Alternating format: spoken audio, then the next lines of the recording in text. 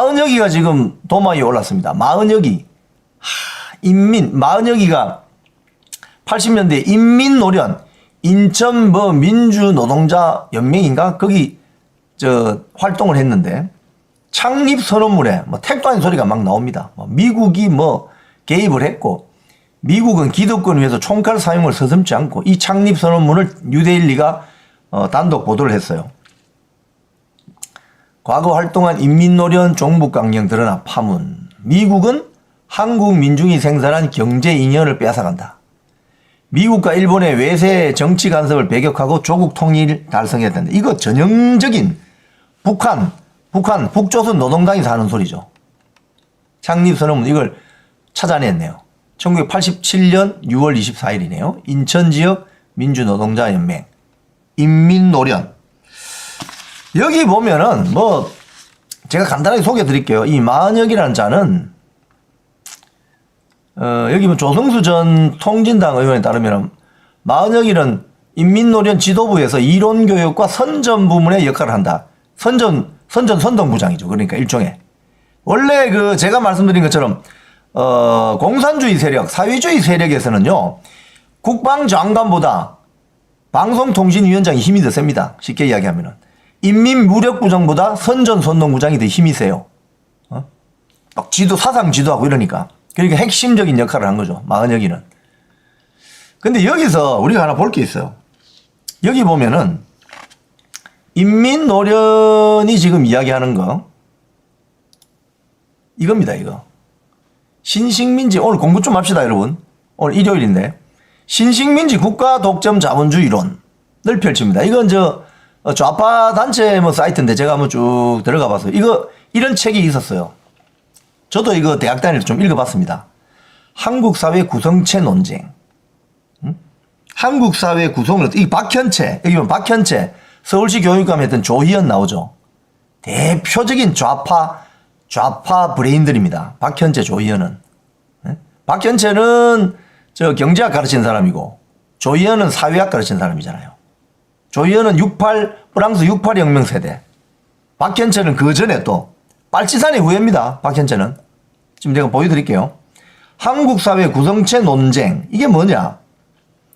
대한민국이 미국과 일본 같은 제국주의의 식민지가 되어 있다는 소리예요.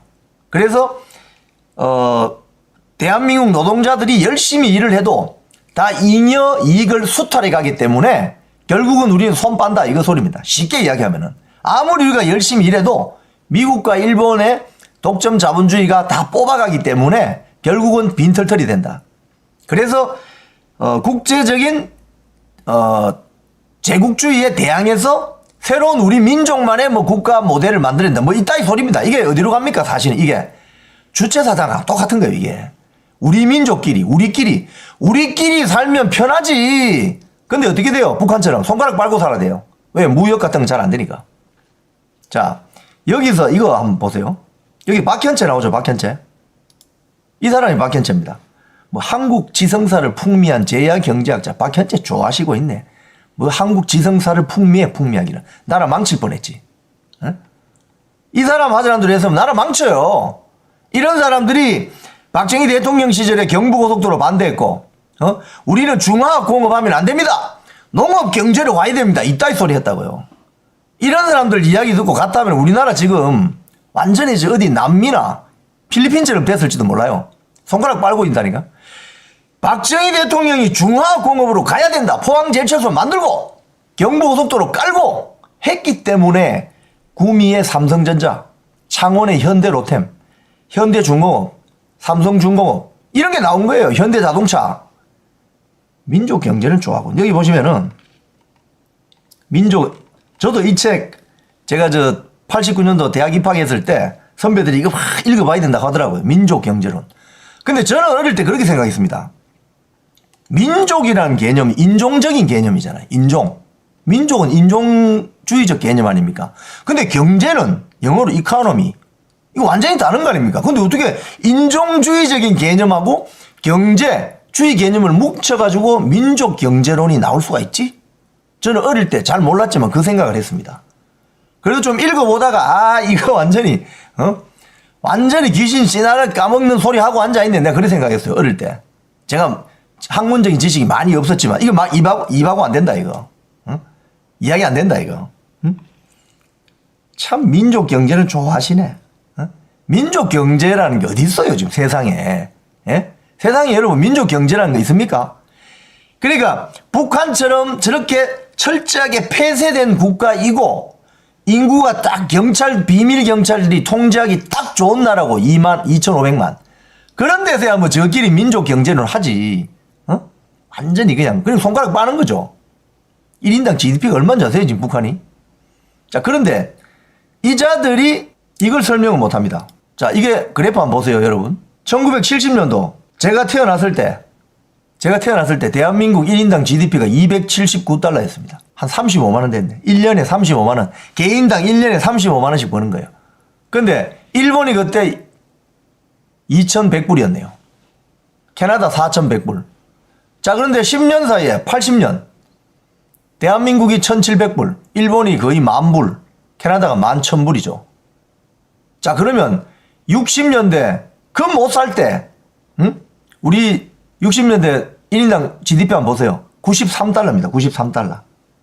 일본이 그때 608달러입니다. 여러분 이게 잘 보이시죠? 좀 제가 키워드릴까요? 화면을 좀 더 키워볼까요? 네. 자, 우리가 진짜 지지리도 못 살 때 62년도 1인당 GDP 100불입니다. 100불. 일본이 684불, 캐나다 2200불. 10년 사이에 박정희 대통령이 중화학 공업하고 경부속도를 깔아가지고 10년 사이에 90불이던 것이 70년에 279불이 됐죠. 그죠? 일본이 그때 우리보다 10배였습니다. 10배. 또 10년이 지났어요. 대한민국이 1700불 되고 일본이 거의 10,000불 됐죠. 그래도 거의 10배 가까이 되죠. 자, 이때 전두환 정권이 들어서가지고 10년 동안 어떻게 됐습니까? 대한민국이 1700불에서 10년 동안 6600불이 됐죠. 거의 5배 돌랐죠. 5배. 일본이 25,000불.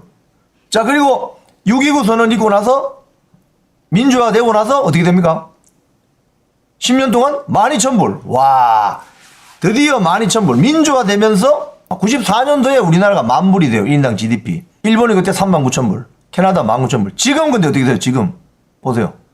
대한민국이 일본하고 거의 똑같습니다. 구매력 기준에서는 대한민국의 돈이 더 쓸모가 있어요. 일본 사람들 호주머니에 돈 없습니다, 여러분. 뭐 여행 가보셔서 아시겠지만. 자, 이렇게 잘 사는 나라가 됐어요. 세계 10등. 자, 그러면 설명해봐. 이거 이분 돌아가셨을 것 같은데. 박현채 교수님 설명해보세요. 한국사회 구성체 논쟁 쓴 박현채, 조희연 설명해보라고 이거. 이 설명돼요? 이 설명 안 되죠? 즉, 그들이 7, 80년도에 썼던 한국사회 구성체 논쟁이라는 이 책이 많은 대학생들이 있잖아요. 사상적으로 오염시켰습니다. 완전히 오염시켰어요. 민족 경제로 가야 되고 중화공업 말고 우리 농업 국가로 갔어야 되는데 이런 한간 소리 한 거예요. 아니 우리가 뭐 브라질처럼 땅이 넓어, 뭐 캐나다처럼 땅이 넓어. 조그마한 손바닥만한 땅에서 무슨 농업이야. 농업은 농업은 아주 필수 분야만 딱 보유하고 있고 오히려 부가가치가 높은 삼성전자, 현대자동차, 현대중공업, 현대로템 이런 거 해야지. SK하이닉스 이게 맞는 거였지. 이거를 그 주춧돌 놓은 사람이 누구예요? 박정희 대통령 아닙니까? 중화학공업으로 가야 된다. 중화학공업으로 갔기 때문에 우리가 지금 오늘에 있는 겁니다. 그런데 이런 자들 있잖아요. 박현채, 조희연, 그 경부고속도로 깐다니까 그냥 들어누웠던 정치인들 한심하죠. 그거 따라갔다가는 우리가 완전히 손가락 빨 뻔했다니까요. 이런 자들이 뭐라고 합니까? 이 사이트 보면은 뭐라고 되어 있습니까? 한국 지성사를 풍미한 제야 경제학자 박현채 좋아하시고 있네. 한국 지성사를 풍미했다고? 대한민국 지성이 이런 것밖에 없나? 응? 여기 밑에서 공부한 서울대학교 경제학과 등등등 전부 말이지 헛소리 하고 있는 거예요. 응? 뒤늦게 정신 차린 사람은 또 다르겠지만. 근데 이 사람이 보면은 여기 보면 소년빨치산 박현채는 이런 사람인데 34년생이네요. 화성군에서 태어났는데 이모부가 조선공산당 창립 멤버 박헌영과 함께 활동했다. 사회주의 운동에 몰두했다. 그러니까 마르크시즘, 여기 보면 또 뭐죠? 중국의 붉은 별을 잃는 등. 중국의 붉은 별. 제가 오늘 이 책 소개해드리려고. 중국의 붉은 별이 어떤 책이냐? 이게 중국의 붉은 별입니다. 이 보세요. 오래된 책이죠. 이게 30 몇 년 된 책입니다, 여러분. 제가 대학 처음 들어갔을 때 어떤 선배가 이 책 읽어보라고 주더라고요. 그래서 제가 이걸 읽었어요. 뭐 별 재미도 없어요, 사실은. 읽어보면 모택동이가 대장정을 했는데 어떤 국공합작이 어쩌고저쩌고 그 이야기입니다. 레드 스타 오브 차이나. 이 책은 이 모택동이에 주목할 것이냐. 여기 모택동이 있죠. 아니면 이 책을 쓴 에드가 스노우라는 기자에 주목할 것이냐에 따라서 그 사람 인생이 달라집니다. 이 책을 읽고 제가 모택동이에 주목했다면 좌파 정치권으로 들어갔겠죠. 그죠? 학생 운동권으로 들어갔을 겁니다. 근데 저는 이 책을 읽으면서 에드가 스노우라는 기자에 주목했어요. 아, 이 에드가 스노우 이 기자 참 재밌네. 막 따라다니면서 종군 기자처럼 이 기록하고 이런 거. 제가 이 책을 보고 사실 모택동은 별로 관심 없었고 에드가 스노우라는 기자에 대해서 제가 주목했습니다. 그래서 제가 기자가 됐는지도 모르겠어요. 근데 이 책만 보면 이렇게 됩니다. 한국 지성사 품이 좋아하고 있네. 어떤 책을 또 봐야 되냐? 이런 책을 봐야 됩니다, 여러분. 슬픈 중국, 대륙의 자유인들. 송재윤 교수가 지금 최근에 쓴 거 3권 나와 있습니다. 3권. 슬픈 중국 1, 2, 3. 이런 책을 봐야 얼마나 이 7, 80년대 헛소리 했는가를 알 수 있다고요. 그 헛소리한 한국 지성사를 풍미하는 거 좋아하시고 있네. 그 사람들이 말대로 따라갔다면 우리나라 지금 손가락 빨고 있을 거예요. 이야기를 제가 왜 하느냐, 오늘. 뉴스 브리핑에. 이 마은영이란 자가 그런 자예요. 여러분. 마은영이라는 지금 판사는 젊은 시절에, 박현채, 조희연 이런 류의 책을 읽고 인민노련에 참여를 하고 고 노회찬 정치인 후원금 내고 그렇게 살아온 사람입니다. 그렇기 때문에 사람이 헷가닥 변할 수가 있겠습니까? 경부고속도로 빡 타고 가다가 갑자기 호남고속도로 탁 넘어갈 수 있냐고. 그렇지 않다고요. 인생이란 거는.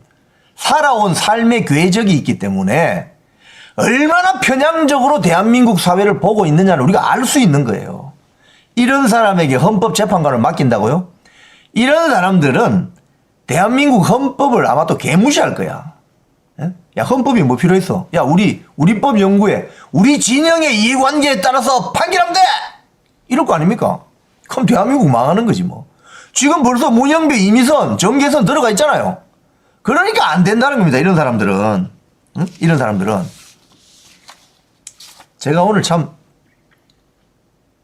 약간 뉴스 브리핑 하면서 이런 거 보면 이런 걸 여러분들께 좀 깊숙이 말씀을 드려야 여러분들이 굳이 이런 책, 이 두꺼운 책 이거 이런 거 안 읽어도 이게 지금 이 몇 페이지짜리요? 550페이지짜리인데 글자가 또 되게 작아요. 옛날 책들은. 봐야 돼요. 이런 책을 안 읽어도 제가 말씀드렸을 때 저런 책 읽고 젊은 시절 보낸 애들이구나. 다 그런 애들입니다. 쉽게 이야기하면 독서가 한쪽으로 완전 편식이 됐어요. 편식. 책을 봐도요. 제가 한 번씩 말씀드리잖아요. 저는 경제학을 전공했기 때문에 아담 스미스의 국부론을 읽었다. 그러면 마르크스의 자본론도 읽어봐야 되고 케인즈의 이자 및 고용 관한 이론 그것도 읽어봐야 돼요. 세이의 또 법칙, 리카도의 무역에 관한 이런 책들 다양하게 있어요. 스펙트럼이 좌에서 우에서 다양하게 있다고. 이런 책들을 다 충분히 섭렵하고 자기 나름대로 철학적인 사상을 만드는 겁니다. 그런데 20대 초반에 머리 말랑말랑할 때 전부 좌파 마르크스 책만 집어넣어가지고 그 평생을 울려 먹고 있는 거지. 그러니까 세상이 똑바로 보이겠습니까? 영국에 20여 년 전에 노동당이 계속 보수당한테 지다가 토니 블레어라는 수상을 만들어냈던 교수가 있습니다. 영국에. 앤서니 기든스라고. 그 사람이 쓴 책이 뭐냐면 제3의 길입니다. 제3의 길, 또 노동의 법칙이라는 책을 보면 왜 영국 마르크스주의자들이 문제냐? 1번이 뭔지 아세요? 학문적인 게으름입니다. 게으름. 학문적인 게으름. 책을 안 읽어, 책을. 독서를 안 해. 그러니까 머릿속에 든 것이 20대 초반, 중반에 젊었을 때, 시간 많을 때 읽었던 그 책이 다인 거예요. 그 뒤로는 공부를 안 해요. 그러니까 그것만 가지고 한국 사회를 재단한단 말입니다. 그러니까 민족 경제론이란 말이 얼마나 허구입니까, 여러분. 지금 민족 경제가 어디 있어요? 글로벌 경제지. 우리가 언제 칠레산 홍건을 먹었으며, 우리가 언제 베트남산 새우를 수입했으며, 우리가 언제 아랍의 기름을, 크루드 오일을 수입해가지고 울산의 SK, S오일, 여수의 GX 칼텍스, 대산항의 현대오일뱅크에서 케미칼 석유 제품을 만들어서 전 세계에서 가장 많은 케미칼 석유 제품을 만드는 나라가 대한민국입니다. 기름 한 방울 안 나는데. 그런 나라가 되기 위해서는 민족 경제는 좋아하시고 있네. 민족 경제는 했으면 우리 손가락 빨고 지금 1인당 GDP 10,000부는 고사하고 지금 완전히 빈곤 국가라 해서 결국은 중국 밑으로 기어 들어갔을 거예요. 그런 나라로 가면 안 된다고 선언한 것이 이승만 박정희 대통령 아닙니까? 거기에 철저하게 반대했던 세력들이 바로 지금 우리법 연구에 다 들어가 있는 거잖아, 지금.